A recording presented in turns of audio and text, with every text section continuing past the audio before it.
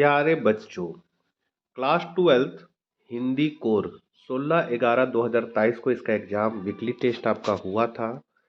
JCERT ने इसका answer जारी कर दिया गया है। हम लोग जल्दी से आंसर मिला लेते हैं। आप लोगों ने कितना सही किया कमेंट बॉक्स में ज़रूर बताइएगा। तो चलिए आज हम लोग कुछ नया सीखते हैं। यहाँ तो क्वेश्चन का पैटर्न दिया हुआ है कि एमसीक्यू आपका 20 मार्क्स का है, वेरी शॉर्ट टाइप है 4 मार्क्स का, शॉर्ट टाइप 6 मार्क्स का और लॉन्ग टाइप 10 मार्क्स का। क्वेश्चन है आपका ऑब्जेक्टिव, मोहनजोदाड़ो के वास्तुकला की तुलना किस नगर के साथ की गई है? तो इसका सही आंसर जो है वो है चंडीगढ़। दूसरा है, अमलतास कितने दिनों के लिए फूलता है? तो अमलतास जो है वो 15 से 20 दिनों के लिए फूलता है। क्रांति का सबसे अधिक लाभ किसे मिलता है? तो क्रांति का सबसे अधिक लाभ निम्न वर्ग को मिलता है। उषा काल किस समय को कहते हैं? तो प्रभात, प्रभात को हम लोग उषा काल कहते हैं। सीरीज के फूल साहित्य के किस विधा में लिखा हुआ है? तो वो है ललित निबंध। सिंधु घाटी सभ्यता में कौन से फल उगाए जाते थे? तो खजूर और अंगूर। सूर्योदय से पहले किसका जादू होता है? तो उषा का जादू होता है। सुख किसके समान चंचल और स्थिर है? तो मन के समान। 9वां क्वेश्चन है, लेखक हजारी प्रसाद द्विवेदी ने कवि बनने के लिए क्या बनना आवश्यक माना? तो फक्कड़। बहुत नीला शंख जैसे में कौन सा अलंकार है? तो उपमा अलंकार है। अब 11 नंबर क्वेश्चन को हम लोग देखते हैं, अति लघुत्तरीय प्रश्न। तो 11 क्वेश्चन है, कालिदास को लेखक ने क्या कहा है? कालिदास को लेखक ने अनासक्त योगी कहा है। उन्होंने मेघदूत जैसे सरस महाकाव्य की रचना की है।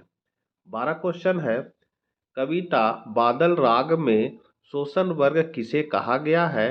तो आंसर हो जाएगा, कवि ने कविता के माध्यम से पूंजीपतियों को संबोधित किया है। ऐसे पूंजीपति जो निम्न वर्ग के लोगों का शोषण करते हैं उन्हें कवि ने शोषण वर्ग कहा है। 13 नंबर क्वेश्चन है, खुदाई के दौरान मोहनजोदाड़ो से क्या क्या मिला? तो मोहनजोदाड़ो से निकली वस्तुओं की पंजीकृत संख्या 50,000 है। गेहूं, तांबा और कांसे के बर्तन, मुहरे, वाद्य यंत्र, चाक पर बने मटके, चौपड़ की गोटियां, दिए, माप तौल के पत्थर, तांबे का शीशा, मिट्टी की बैलगाड़ी, 2 पाटों वाली चक्की, मिट्टी के कंगन, मनकों वाले पत्थर के हार प्रमुख है। 14 नंबर क्वेश्चन है, अपने परिवेश के उपमानों का प्रयोग करते हुए सूर्योदय और सूर्यास्त का शब्द चित्र कीजिए। तो प्रातःकालीन सूर्य विदित हो रहा है, मतलब सूर्य दिख रहा है जो ऐसा लगता है मानो अपने सुनहरे वस्त्र की रोशनी से आकाश और धरती दोनों को भर देता है। सभी अपने दिन की शुरुआत करते हैं, धीरे धीरे दिन आगे बढ़ता है।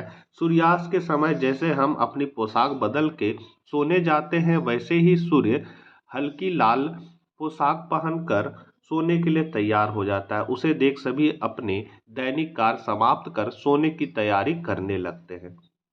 दीर्घ उत्तरीय प्रश्न है 15वां, निम्न गद्यांश को पढ़कर प्रश्नों के उत्तर दे। तो गद्यांश आपका, फैशन विद्यार्थियों के लिए महंगा सौदा है, वह घर वालों के लिए समस्या बन जाते हैं।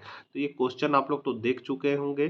सीधे हम लोग आंसर पे चलते हैं। इसका क्वेश्चन आंसर है कि विद्यार्थी का बहुमूल उद्देश्य क्या है? तो यहाँ आप देख सकते हैं कि विद्यार्थी, इसी से आपको खोज के आंसर लिखना था। तो यहाँ पर विद्यार्थियों का बहुमूल्य उद्देश्य क्या होना चाहिए? तो फैशन विद्यार्थियों के लिए महंगा सौदा है, वह अपना घर में समस्या बन जाते हैं, अध्यापकों ने सिद्ध समझते, समाज में भावी भारत समझते हैं, उनके आशा निराधार होते हैं, क्योंकि बचपन की चंचलता के कारण सस्ती भावना भटक कर वह अपने बहुमूल्य उद्देश्य विद्या को भूल जाते हैं।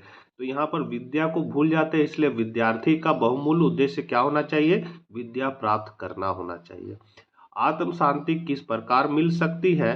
तो आत्म शांति जो है यहाँ लिख सकते हैं, यहाँ देखिए लिखा हुआ है कि अंग्रेजी के प्रसिद्ध विचारक और लेखक एमर्सन का कहना है कि सौम्य वेश से जो आत्म शांति मिलती है वह धर्म से नहीं मिलती है। मतलब सौम्य वेश यहाँ लिखा हुआ है यहाँ आप देख सकते हैं यहाँ पर सौम वेश, तो यहाँ पर जो आपका आंसर हो जाएगा वो हो जाएगा सौम वेशभूषा से। ग है बुरा प्रभाव में बुरा किस प्रकार का विशेषण है, तो ये आपका गुणवाचक, मतलब बुरा क्या है, किसी के गुण को बताता है कि वो अच्छा है कि बुरा है, तो यहाँ पर गुणवाचक हो जाएगा। भौतिक शब्द में मूल शब्द तथा प्रत्यय बताएं। प्रत्यय जो होता है शब्द के बाद में जो लगता है उसको प्रत्यय कहते हैं, और शब्द के पहले जो लगता है उसको उपसर्ग कहते हैं। तो आपको प्रत्यय बताना है, तो मूल शब्द आपका है भूत, और इसमें प्रत्यय लग गया इक, तो इक और भूत मिलकर आपका हो गया भौतिक। गद्यांश के लिए एक उपर्युक्त शीर्षक बताएं, तो इसका हो जाएगा उपयुक्त शीर्षक वेशभूषा, फैशन और छात्र। 16 नंबर क्वेश्चन है निम्न पद्यांश को पढ़कर प्रश्नों के उत्तर दे। तो इस पद्यांश को पढ़ लेना है, क्वेश्चन आप लोगों ने देख चुका होगा, सीधे हम लोग इसका क्वेश्चन आंसर पे आते हैं।